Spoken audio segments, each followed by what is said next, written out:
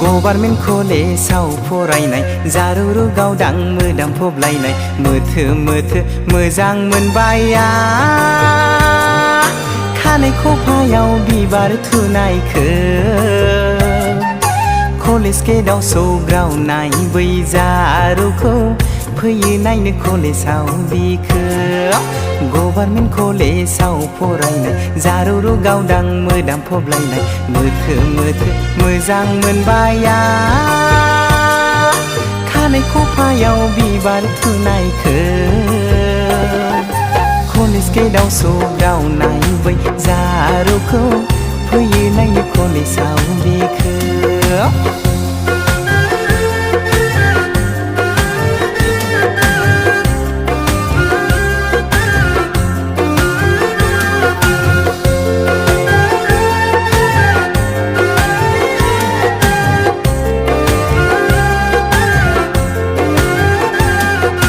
नाजावदो लाइजामखौ आगै गोथार गोसो लानानै जायोब्ला गोरोन्थि होदो निमाहा आंगो साननानै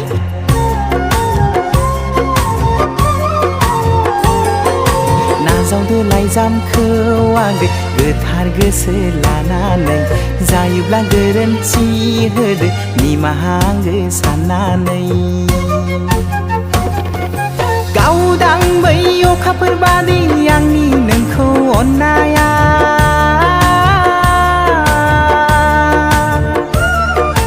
गोथौ बै लैथो बादि आंनि मोजां मोननाया थैजों लिरहरनाय आंनि गोथार नैबे लाइजामा